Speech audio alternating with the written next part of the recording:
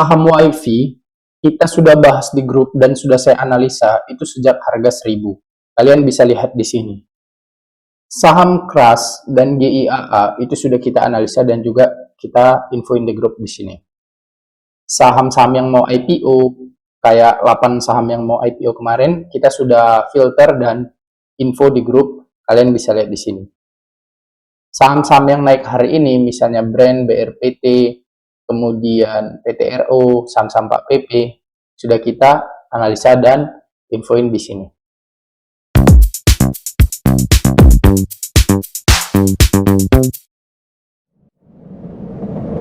Halo kawan-kawan semua, terima kasih untuk kawan-kawan yang sudah mendukung channel Investor Logis dengan cara subscribe.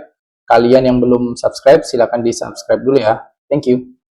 Jadi, di saham ini kawan-kawan, menurut saya kita itu butuh ceruk dan komunitas untuk sama-sama belajar dan bertukar pikiran. Karena apa? Karena kalau misalnya kalian tes aja nih, kalian sendiri, coba kalian pergi ke warung kopi atau ke kafe nongkrong, dimanapun itu, selain di Sudirman ya, sama di Senayan itu karena orang-orang finance sama orang-orang apa semua kan stok. Nah, coba kalian pergi, tes. Terus kalian random aja nanya sama orang yang di situ. Pak, tahu tentang saham nggak? Atau Bu, tahu tentang saham nggak? Misalnya, ajak ngobrol. Saya berani jamin persentasenya dari semua orang yang hadir paling kuat hanya 5% yang tahu. Atau bahkan tidak ada. Kenapa? Karena memang persentase yang mempelajari dunia saham di Indonesia masih sangat sedikit dari total jumlah penduduknya. Pertumbuhan SID, iya betul, sangat drastis. Tapi sebetulnya itu masih jauh banget kawan-kawan. Dalam rata-rata orang, perbandingan rata-rata jumlah warga dengan orang yang harus tahu tentang investasi saham. Indonesia ini masih jauh banget. Jadi memang masih kecil banget orang yang bisa kita ajak ngobrol di tempat manapun itu dengan tiba-tiba dan random paham tentang saham ini, even di keluarga kita sendiri gitu. Nah, jadi untuk belajar tentang saham, kalau kalian memang mau serius, kalian harus punya komunitas yang investor juga gitu, supaya di situ bisa sama-sama belajar gitu dan bisa bertukar pikiran.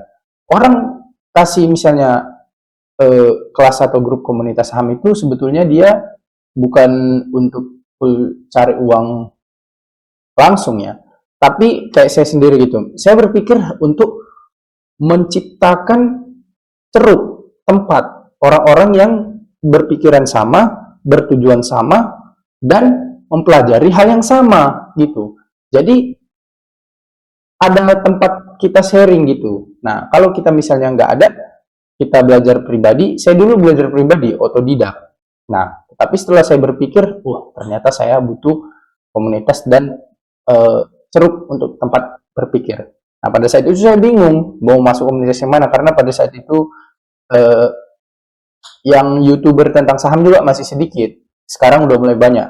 Dulu itu masih sedikit dan belum buka kelas ataupun buka komunitas ya, atau saya memang yang nggak tahu, saya nggak kurang paham lah. Tapi pas 2020 itu memang lagi naik, tapi masih sedikit gitu. Nah, sekarang udah mulai banyak. Kalian carilah gitu komunitas atau ceruk kalian untuk belajar gitu kan, dan bertukar pikiran gitu. Nah, kalau kita di saham ini, kita nggak mau belajar, nggak mau keluarkan uang untuk belajar, kayak beli buku, ikut kelas, ikut seminar, atau apalah gitu kan, pasti kita akan kacau.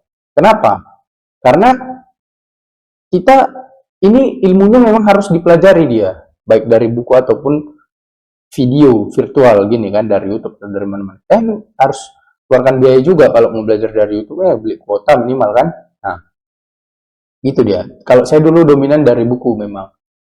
Nah, kemudian kita belajar, nanti lama-lama kita paham gitu kan, arah mainnya nanti udah enak, kita baru koneksinya juga udah lebih luas. Terkait misalnya teman kita yang jago di sektor ini siapa gitu kan, analisanya di sektor ini siapa. Nanti kita udah jelas gitu. Nah, dari situ kita akan terhubung sama opportunity yang lain gitu. Baik dari sisi bisnis atau ya peluang bisnis lah ya, peluang bisnis terbuka. Karena orang yang invest saham, pasti dia ada uang. Orang yang mau belajar investasi saham, pasti dia ada uang dan dia ingin melipat gandakan uangnya.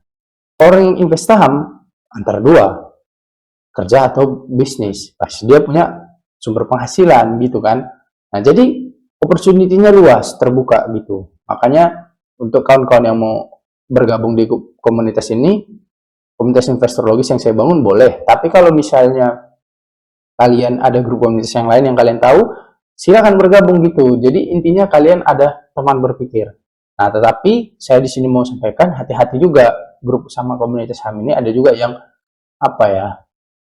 Dia itu untuk menjebak orang gitu, menjebak orang. Baru kalau yang trading-trading kayak scalping trading itu kalau saya menjauhi.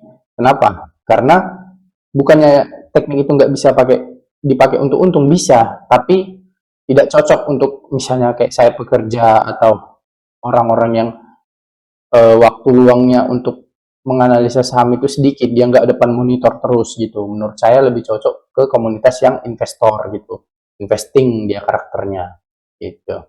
Nah, di sini kita bisa lihat saham-saham Pak PP lagi pada bullish hari ini ya. CDI ya udah pastilah ini CDI kan, karena kita perkirakan ini 7 sampai 8 kali arah ini CDI ini di kisaran 900 sampai 1200 baru ada orang yang jualan.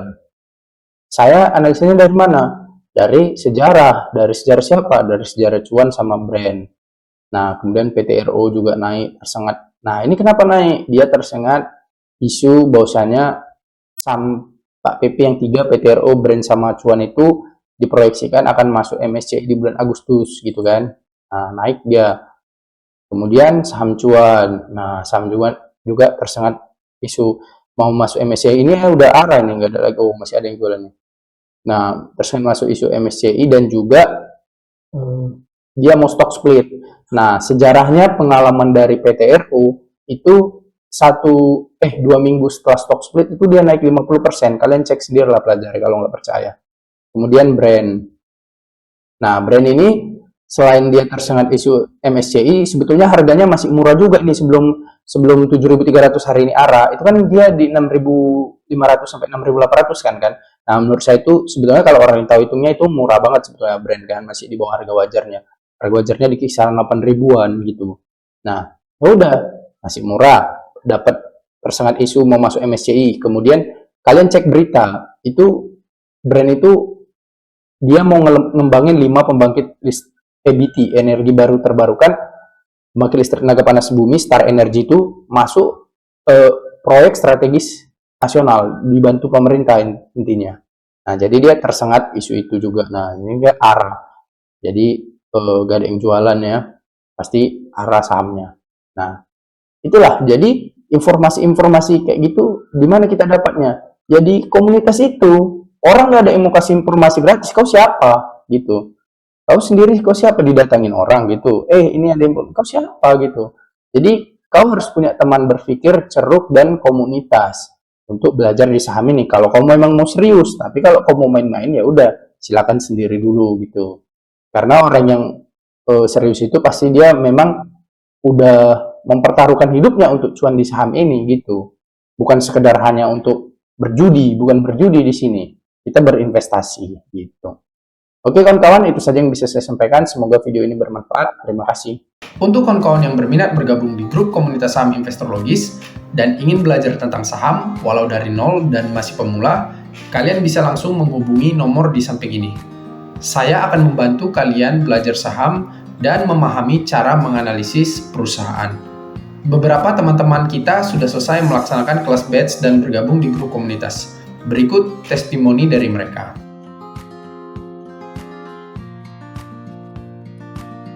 Dan saya di kelas ini akan mengajarkan bagaimana cara menghasilkan keuntungan yang maksimal di bursa saham, seperti yang sudah saya hasilkan sendiri. Saya bercerita berdasarkan experience pribadi dan pelajaran-pelajaran yang sudah saya dapatkan selama ini. Kawan-kawan yang mau bergabung, silakan langsung dihubungi saja ya. Thank you.